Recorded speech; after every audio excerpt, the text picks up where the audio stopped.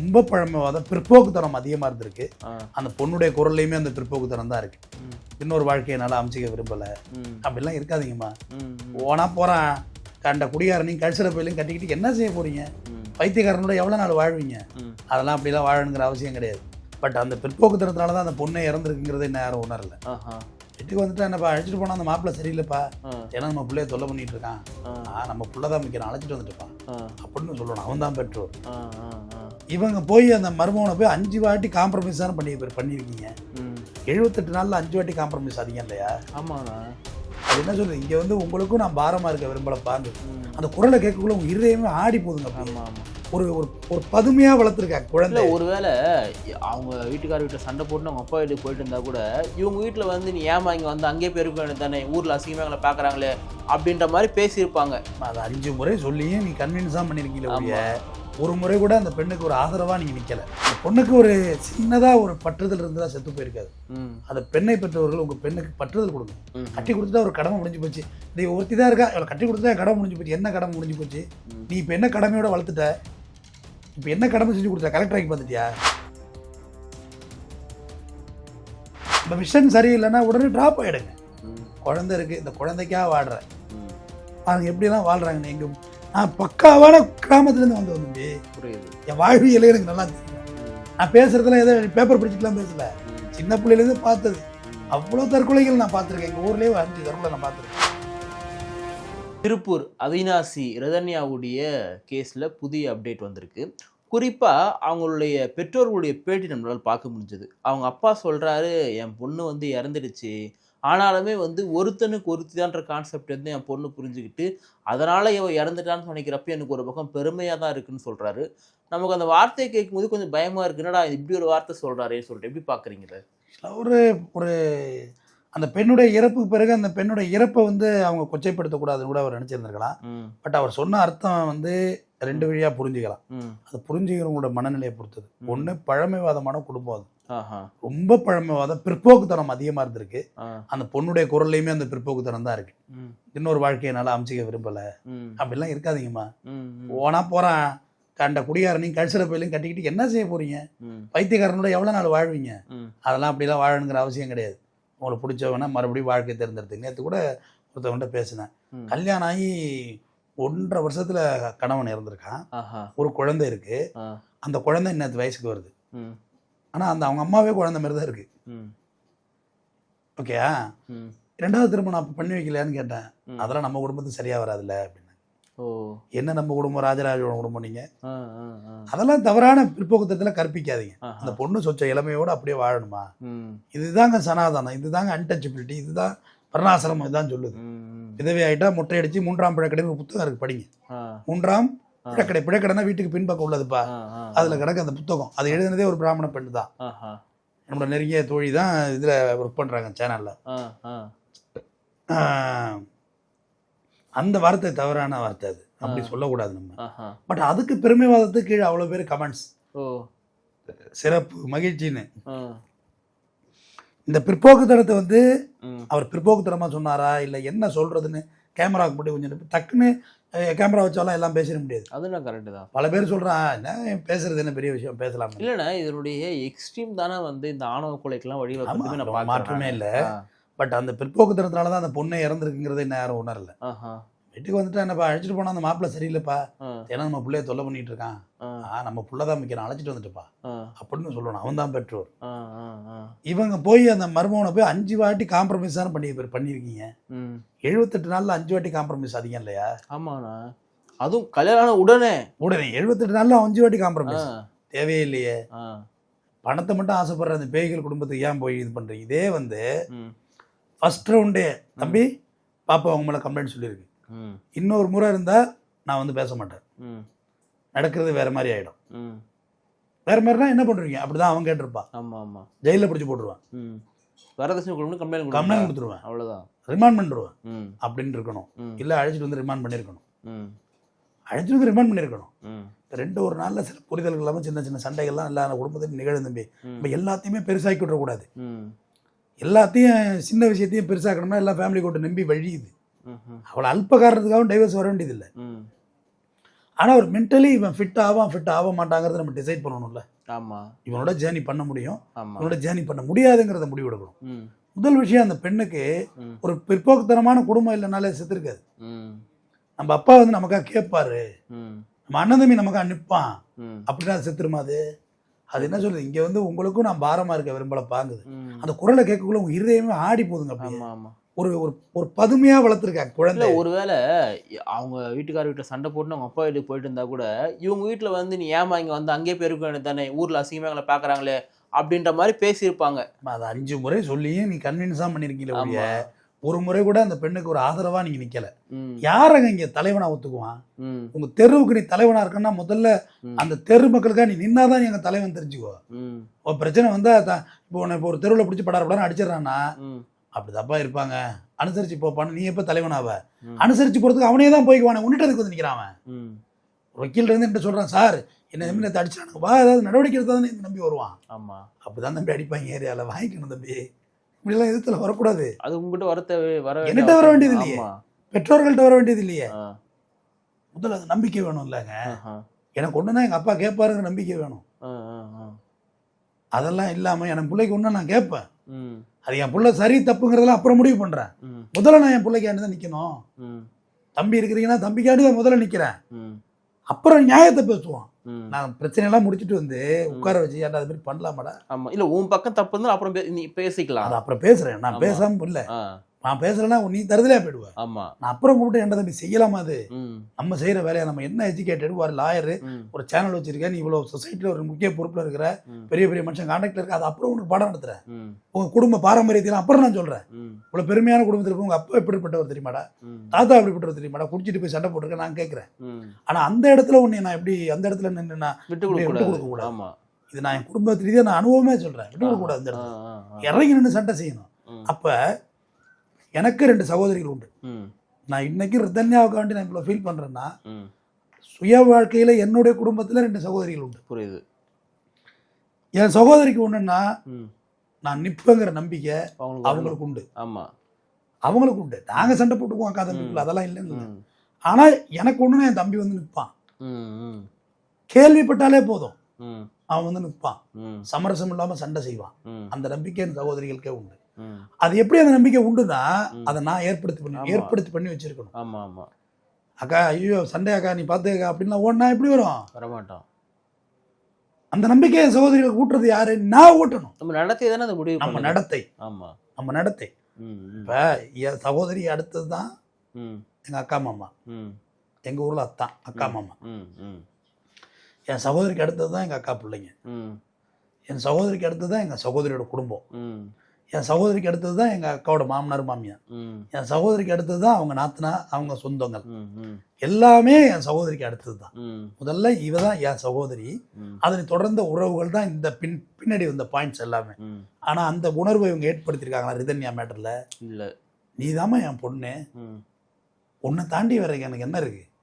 அந்த குடும்பமே வேண்டாமா, அந்த 300 பவுன் நகையும் வேண்டாம், நீ வந்துரு. இல்லை, எனக்கு அந்த அப்பாவை பார்க்கும்போது இந்த பரியரும் பெருமாளில் காட்டின அப்பாங்க தான் தெரிறாரு. ஒரு மாதிரி குடும்ப கௌரவம், பெருமை இப்படி பார்க்கக்கூட நபரோன்ற மாதிரி தெரியும். Barrier Perumal entire different. அது ஒரு சாதிய ரீதியான படங்கள். இல்லைண்ணே, நான் வந்து எதனால சொல்றேன்னா, அந்த குடும்ப கௌரவம், பெண்கள்லாம் இப்படிதான் இருக்கணும், கல்யாணம் பண்றது தான் அவங்க கடமை, நீ அங்கதான் போய் வாழணும் அப்படின்ற மாதிரி ஒரு மென்டாலிட்டி உள்ள ஒரு அப்பா மாதிரி தான் இருக்காரோன்னு கேட்கிறேன். அது என்டையர் வேற, இது என்டையர். நம்ம அந்த அளவுக்கு எக்ஸ்ட்ரீம் லெவல் போலண்ணே. பட் இந்த குடும்ப கௌரவம், பாரம்பரியம், நம்ம மானம் என்ன போறது அப்படின்னு நினைக்கக்கூடிய ஒரு நபரோன்னு நினைக்கிறேன் நான் சொல்றேன். ஏமா இது நிறைய இடத்துல இந்த பிரச்சனைகள் இருக்கு. குடும்ப மான மரியாதையெல்லாம் அதுல இல்ல. மான மரியாதை கட்டி கொடுக்கல இருக்கு. மான மரியாதைங்கிறது உன் கல்வியில இருக்கு, உன் பொருளாதாரத்துல இருக்கு, நீ சமூகத்துல எப்படி உன்னை ப்ரொஜெக்ஷன் பண்றன்னு இருக்கு. ஏங்க பெரிய பெரிய சாதித்த தலைவர்லாம் கோடீஸ்வரனா? பாரதியார் கோடீஸ்வரரா? பாரதியார் பார்ப்பனர் தாங்க, அவர் கோடீஸ்வரரா? மந்திரம்லாம் ஓத தெரியும் பாரதியாருக்கு, 18 மொழி தெரியும், செப்புடையால் மொழின்னாரு, ஏழையா தானே இருந்தாரு. கார்ல் மார்க்ஸ் கோடீஸ்வரரா? ஏழை தானே. சொல்லுங்க, நான் ஏழை தலைவர்களே சொல்லுங்க, எல்லாரையும் சொல்லுவேண்ணா. எல்லாருமே நீங்க காமராஜர்ல இருந்து எல்லாம் ஏழை தலைவர் தான். தான் சொத்துக்களை எல்லாம் பொதுமக்கள் எழுதி கொடுத்த பசும முத்துராமலிங்கர் யாரு? ஏழையா தானே இருந்தாரு. இல்ல, இன்னைக்கு கருணாநிதி அவர்களுடைய குடும்பம் பெரிய குடும்பம், அவர் வரும்போது எப்படி வந்தாரு? அது ரொம்ப எல்லாருமே ஏங்க ஒரு ஒடுக்கப்பட்டவனுக்கு தாங்க தெரியும் நமக்கு என்ன பிரச்சனை இருக்குன்னு. இப்போ பேனின் சொல்லர்ஸ் கொண்டு கொடுத்தீங்கன்னா பிரச்சனை தெரியாது. அப்போ ஒரு குழந்தைய கல்யாணம் கொடுக்குறீங்க, கல்யாணம் பண்ணி கொடுக்கக்குள்ள அந்த குழந்தைக்கு என்ன பிரச்சனை இருக்கும், பிரச்சனைனா யார்கிட்ட சொல்லும்? அது அப்பா அம்மாட்ட தான் சொல்லும். ஆமாம். அப்பா அம்மா நீ கவலைப்படாதம்மா, நீ இங்கே இரு, வர்றப்ப பசிக்கும். அப்போ அதுக்காக அரைக்கண்டா குடும்பத்தை பிரித்து விட்றாதீங்க. அதையும் சொல்கிறேன். சின்ன சின்ன சண்டைகளை எல்லார் வீட்லேயும் இருக்கும், அதை பேசி சமாளிச்சுக்கலாம். சண்டை வர்றது எல்லாமே சாதாரண விஷயம் தான். எல்லாரும் நண்பர்கள்லாம் ஒன்றா அப்படியே ஒன்றா இருக்கும். அப்படிலாம் கிடையாது. நாங்கள் டெய்லி கூட சண்டை போட்டு வாங்கிட்டு ஒன்றா சேர்ந்து போகலாம். அப்போ அப்பா மட்டும் நம்ம சண்டை போடுறது இல்லையா? எல்லாருக்கிட்டே சண்டை. அப்பா மட்டும் நம்ம பெற்றவங்க தான், 3 வயசுல மூத்தவங்க, அவங்கள்ட்ட நம்ம ஒம்பளுக்கிறது இல்லையா? எல்லாமே இருக்கும். ஆனால் இது போன்ற torture, sexual torture, mental abuse, நகைக்காண்டி ஒம்பளுக்கிறது, இதெல்லாம் வந்து நீங்கள் அவங்களோட ட்ராவல் பண்ண முடியாது. இதெல்லாம் அவங்களோட நீங்கள் ட்ராவல் பண்ண முடியாது. இல்லை, ஒரு புறம் வந்து கட்டணும் போனவன் வீட்டில் வந்து செக்ஷுவலாகவோ அவன் டார்ச்சர் பண்ணி வரதட்சணைகளை கொடுமைப்படுத்துறாங்க. அந்த கொடுமையிலேருந்து மீள்றதுக்கு அப்பா வீட்டுக்கு வந்தலான்னு பார்த்தா, அப்பா வீட்டுக்கு வந்துட்டு அவர் வந்து ஏமானி வந்துட்டு நீ போய் வாழ வேண்டியதானே, வாழ வெட்டியாக இருந்தால் ஊர்னா பேசுவோம் இப்படி பேசுவோம்னு சொல்லிட்டு 2 பக்கமே அந்த பெண்ணுக்கு டார்ச்சர் இருந்தால் நான் புரிஞ்சுக்கிறேன். நீங்கள் எப்படி பார்க்குறீங்க இதை? அது ஒன்றும் மாற்றுக்கிறதே இல்லை. 2 பக்கம் 4 பக்கமும் டார்ச்சர் இருப்பாங்கல்ல. மத்தளத்துக்கு தான் தப்புக்கு ஒரு இடத்துல அடினா மத்தளத்துக்கு 2 பக்கம் அடிப்பாங்கல்ல. ஆமாம். ஒன்று அங்கே நமக்கு ஆறுதல் இருக்கணும், இல்லை இங்கே ஆறுதல் இருக்கணும். ஒன்று அப்பாவோட வசதியாக இருக்கணும், இல்லை கட்டினவோட வசதியாக இருக்கணும். 2 பேரும் பணக்காரனாக இருக்க வேண்டாம், 2 பேரும் ஏழையாக இருந்தாலும் வாழ முடியாது. ஏதாவது ஒரு இடத்துல நமக்கு ஒரு ஆறுதல் இருக்கணும். ஒரு மாமனார் விட்டுனா ஒரு சப்போர்ட் இருக்காங்கன்னா 100 கோடி பணம் கட்டிருக்காங்க பிஸ்னஸ் பண்ணுறதுக்கு. எவ்வளோ பெரிய கோடி சொன்னா இருந்தாலும் தர்றோம்னு சொல்லி கல்யாணம் பண்ணியிருக்காங்க பாருங்க. சரி, 78 நாள் தான், அது தராமல் எங்கே போட போகிறாங்க? இப்போ திருமணங்கள்லாம் பெருமையாயிட்டு தம்பி. ஒரு கல்யாண பத்திரிக்கை வந்து தம்பி 5000 6000லாம் இருக்குது தம்பி. 1,50,000 ரூபாய்க்கு ஒரு பத்திரிக்கை பார்த்து, 1,50,000 ஒரு பத்திரிக்கை இங்கே இருக்கு. ஒரு பத்திரிக்கை 1,50,000 ரூபாய் இருக்கு. நான் காட்டுறவா, பொய்க்கா இல்லை, நீ இதுலேயே அமேசான்லேயே போடி இருக்கு. கோல்டு ஃப்ரேம்லாம் வச்சு 1,50,000.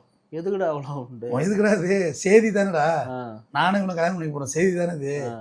இப்போ இறப்பு இருக்குல்ல, இறப்பு சாவு, அதெல்லாம் பந்தாவாயிட்டு ரோடு பூரா மாலையை போட்டு குட்டி விட்டு தூக்கி வீசிட்டு பெரிய பெரிய வண்டியில் வந்து அதெல்லாம் பிரம்மாண்டமாக போயிட்டு எல்லாமே கிராண்டு. கல்யாணம் மேடையில் அவ்வளோ நகையை வைக்கிறது, அப்புறம் நகை காண போய் சொல்றது, அப்புறம் அஜித்குமார் மாதிரி அப்பாவை கொண்டு வச்சு கொள்றது, தேவையா அதெல்லாம்?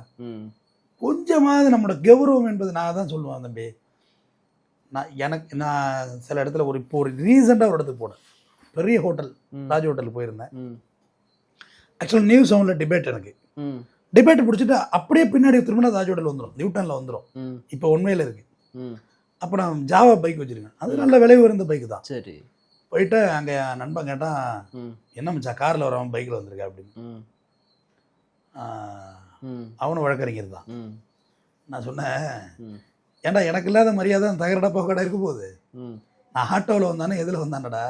நான் வந்திருக்கேன் தாஜ் ஹோட்டலுக்கு, உன்னோட கெஸ்ட்டாக நான் வந்திருக்கேன். ஆமாம், நீ என்ன ரெஸ்பான்ஸ் பண்ணா போதும். தாஜ் ஹோட்டல்காரன் யாரா அவன்? சம்பளத்துக்கு வேலை பார்க்குறோம், என்ன எதுக்கு மதிக்கணும்? நான் நடந்து கூட போவேன், சரிதானே? அப்போ அது அந்த புரிதல் வேணும்ல இங்கே. ஆனால் அப்படி இல்லை, கெத்து எல்லாத்துலேயும் கெத்து.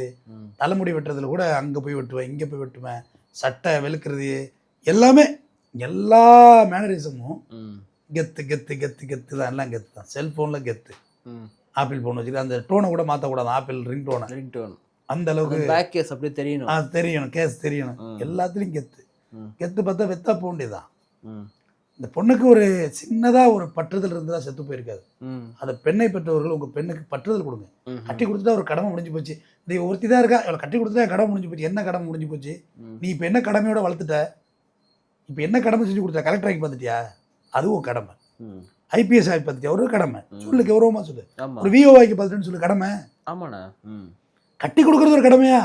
அது இல்லைனாலும் எடுத்துட்டு ஓட போகுது ஒருத்தங்க.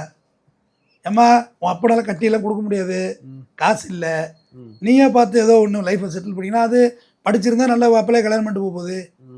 ஏங்க எவ்வளோ பேர் லவ் மேரேஜ் பண்ணவங்க நல்லா இல்லையா? நல்லா இருக்காங்க. எவ்வளோ அரேஞ்ச் மேரேஜ் ஃபெயிலியர் ஆகலையா? ரிதன்யா மாதிரி ஃபெயிலியர் ஆகலையா? எல்லாத்துலேயும் எல்லாமே இருக்குது. அதை நம்ம வாழ்க்கையை, நம்ம விஷன் என்னவா கொண்டு போகிறோமோ அதை நோக்கி தான் இருக்குது. நம்ம விஷன் சரியில்லைன்னா உடனே ட்ராப் ஆகிடுங்க. குழந்தை இருக்குது, இந்த குழந்தைக்காக வாடுறேன் பாருங்க எப்படிலாம் வாழ்கிறாங்கன்னு. எங்கள் நான் பக்காவான கிராமத்துலேருந்து வந்தோம் தம்பி, புரியுது. என் வாழ்வியலே எனக்கு நல்லா தெரியும். நான் பேசுறதுலாம் ஏதோ பேப்பர் படிச்சுட்டுலாம் பேசல, சின்ன பிள்ளையிலேருந்து பார்த்தது. அவ்வளோ தற்கொலைகள் நான் பார்த்துருக்கேன். எங்கள் ஊர்லேயே 5 தற்கொலை நான் பார்த்துருக்கேன். அன்னைக்கு இவ்வளோ போலீஸு போஸ்ட்மார்ட்டம் இதெல்லாம் கிடையாது. எங்கள் நெருங்கி உறவுலேயே தற்கொலைலாம் பண்ணியிருக்காங்க. ஆனால் அப்போல்லாம் இவ்வளோ விஷயம் எனக்கு தெரியாது. சட்டம் படிச்சது அதுவும் ஒரு காரணமாக கூட இருந்திருக்கலாம். அது மூளை மடிப்புல எங்கேயாவது கடந்து ஒழிச்சிருக்கலாம். அது இன்னைக்கெல்லாம் விட மாட்டான். போலீஸ்க்கெல்லாம் போன் அடிச்சு போஸ்ட்மார்ட்டம் பண்ணி யார் குற்றவாளி பிடிச்சி உள்ள வச்சு விட வேண்டியதானே. அதனால எதிர்ப்பு வந்தாலும் பரவாயில்ல, நல்லது செஞ்சா எதிர்ப்பு வரதான் தம்பி செய்யும் வந்துட்டு போகுது.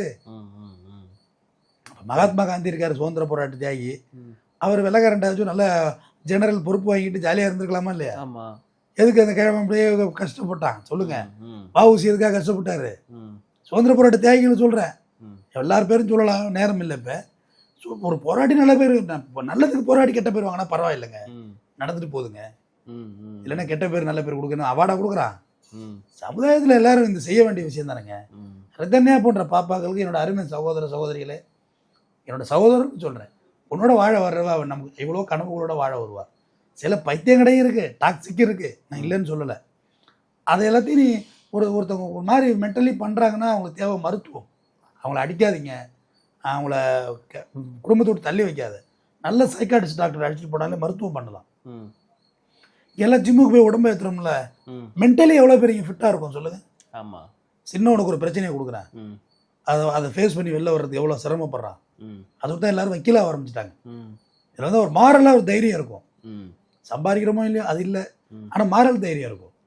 அதனால் பெண்களும் சொல்கிறேன், சின்ன சின்ன குடும்பத்தில் உள்ள பிரச்சனைகள்லாம் டிவோர்ஸ் கட்டு வக்கீல்கிட்ட எல்லாம் வராதிங்க, அதெல்லாம் தேவையில்லாது. நீங்கள் கொஞ்சம் அனுசரித்து போகிற பிரச்சனைகள் இருக்கும். அனுசரித்து போகிறதுனா நேரத்துக்கு சாப்பாடு செய்ய மாட்டாங்க, அந்த மாதிரி விஷயங்கள்லாம் பேலன்ஸ் பண்ணுங்க, தப்பு இல்லை. ஆனால் டாலரேட்டே பண்ண முடியாத விஷயங்களோட ட்ராவல் ஆகாது. யார் ஆணும் சரி பெண்ணும் சரி. ஆமாம், நான் இருவருக்கும் தான் பேசுகிறேன். ஆண்களும் இப்போ சைக்கோ கொள்ளையில குடும்பம் நடத்த முடியாது. கரெக்டு தான். ஒரு நாளைக்கு லட்ச வாட்டி போன் அடிக்கிறது, எங்கே இருக்கேன்னு ஒரு நாள் இங்கே இருக்கேன்னு சொல்லி பஸ்ஸுக்கு கீழே பூந்துருவான், தலையை வச்சுருவான். போன் எடுத்து பேசுனா என்ன ஆகும் அவங்க கதை? ஆமாண்ணா, கரெக்டு தான். டென்ஷன் ஆகிடும். எங்கே இருக்க எம்மா, அதை மாதிரி பொண்டாட்டிட்டு போய் சொல்லாதீங்க, உண்மையை சொல்லுங்கள். அம்மா வணக்கம், நான் பாரில் குடிச்சிக்கிட்டு இருக்கேன், நான் வர்றதுக்கு 11 மணி ஆகும், நண்பர்களோட ஃப்ரைட் ரைஸ் வந்து சாப்பிட்டு வந்துடுறேன், நீ கதவை சாத்திட்டு தூங்கு, ஷூவில் சாவி இருக்குல்ல, என்கிட்ட ஒரு கீ இருக்குது, நான் திறந்துட்டு வந்து தூங்குறேன், நன்றி, இரவு வணக்கம் அப்படின்னு சொல்லிட்டு வைக்க தைரியம் இல்லைன்னா குடிக்காத. எது குடிக்கிற நீ? பொய், பொண்டாட்டியா பொண்டாட்டி பொண்டாட்டி பொண்டாட்டி வந்துட்டோமா, எதுக்கு போய் சொல்கிற? குடிச்சுன்னா உடம்பு பாழாகும், நீ ஆக்சிடென்ட் ஆகி சாவ, போலீஸ் 10,000 ஃபைன் போடும், அப்புறம் கொண்டு வச்சு உரிச்சு கொண்டாலும் கொள்ளும். சொல்லமுலாம் குடிக்காத. அதேமாரி பெண்கள், எங்கள் அப்பா வீட்டுக்கு அடுத்த வாரம் போகணும், ஒரு வாரத்துக்கு முன்னாடியே சொல்லுங்கள், எங்கள் அப்பா வீட்டுக்கு அடுத்த வாரம் போவோம்னு சொல்லுங்கள். போகிறேன் செய்ய போகிறேன் என்ன பிடிக்காது ஆண்களுக்கு, அவன் ஈகோவை டச் பண்ண போகலாங்க போய் 2 நாள் இருந்துட்டு வருவாங்க, அப்பா கூப்பிட்டாரு, திருவிழாவும் வருதாமா. அன்பு தாங்க ஜெயிக்கும், அன்பா சொல்லுங்க. யாரை வேணுமோ கொண்டு வாங்க, கொத்துற நல்ல பம்பையும் கொண்டு வாங்க முடியும், நேரம் விட்பாட்டு 5 நிமிஷம் பேசி அந்த பாம்பு தைக்கும் பாக்கெட்டில் போட்டு போயிடுவான். அன்பு, அதிகாரம்லாம் இங்கே ஜெயிக்காது, அதெல்லாம் ஒரு காலம். நீங்களாம் எல்லாருக்கும் எல்லாம் தெரியும் தம்பி, எல்லாருக்கும் கத்தி எடுத்து வெட்டுவான். உனக்கு தேவைப்பட்டாரு கொலை பண்ண மாட்டியா, எல்லாருக்கும் தைரியம் இருக்குல்ல. அப்போ சரி லீவ் இல்லையாம்மா ஆஃபீஸில் அப்படின்னா, உண்மையிலே லீவ் இல்லைன்னா சரிங்க பரவாயில்லைங்க இன்னொரு நாள் போய்க்கோன்னு சொல்லுங்கள், அவன் எப்படியாவது லீவ் வாங்கிட்டு வந்துடுவான். கண்டிப்பாாக வாசி அவன் நிறைவேற்றுவான். கண்டிப்பாக. ஏங்க ரொம்ப மன அழுத்தமாக இருக்குது, ஒரு சினிமாவுக்கு போமா இந்த வாரத்தில் அப்படின்னு ஒரு வாரத்துக்கு முன்னாடி சொல்லு, அவன் உன்னை அழைச்சிட்டு போவான். இப்போ படத்து வரியா இல்லையா, நீ இப்போ எங்கே இருக்க நீ முதல்ல, அவன் ஆஃபீஸில் திட்டு வாங்கிட்டு இருப்பான் மேனேஜர், வைடி சனியனை வர்றா சினிமாவுக்கு வர்றா சினிமாவுக்கு. இது மாதிரி சின்ன சின்ன விஷயங்கள் கசப்புகள் அதிகரித்தா வாழ்க்கை பிரிஞ்சிடும். அதே மாதிரி கணவனும் சொல்கிறேன் பொண்டாட்டிகிட்ட, அடுத்த வாரத்தில் எங்கேயாவது ஒரு வெளில போயிட்டு வரலாமடி, மன அழுத்தமாக இருக்குது போயிட்டு வருவோமா அப்படின்னு கேளுங்க, அவங்களோட கன்சென்ட்டை கேளுங்க. ஒரு கணவன் தனக்கு பாலியல் இச்சை தேவைப்பட்டால் எத்தனை முறை வேணுமோ மனைவியை கூப்பிட்றான்.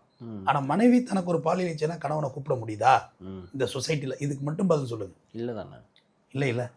அப்போ அதுவே பெரிய அடிமைத்தனம் தானே, பெண் அடிமைத்தனம் தானே. ஆமாம்.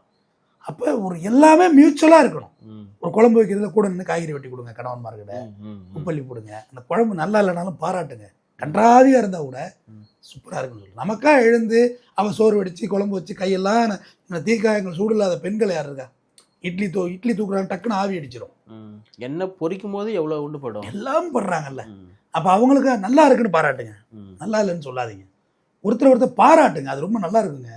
ஏங்க இந்த சட்டையில் உண்மையில சூப்பராக இருக்கீங்கன்னு சொல்லுங்களேன், அன்னைக்கு ஃபுல்லாக அவன் அப்படியே மலை பாய்த மாதவன் மாதிரி சுற்றிட்டு வருவான். உண்மை சைக்காலஜிக்கலாக சொல்கிறேன், நான் ஒன்று மிகைப்படுத்தி சொல்லலை, அனுபவத்துல சொல்கிறேன், அனுபவம் தான்.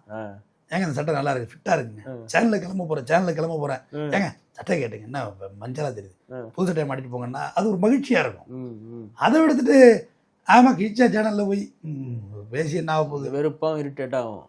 அது ஒரு பொண்டாட்டி கட்டிருக்க மொக்க புடவையா இருந்தா கூட அருமையா இருக்கு அந்த புடவைன்னு சொல்லுங்க. ஏங்க எவ்வளவோ போய் சொல்றோம், தொழிலுக்காக பிசினஸுக்காக வேண்டி எவ்வளவோ போய் சொல்றோம். பிசினஸுக்காக கொஞ்சம் கூட தகுதியே இல்லாதவன சாருன்னு நம்ம சொல்றது இல்லையா? சொல்லுங்க. கரெக்டு தான்.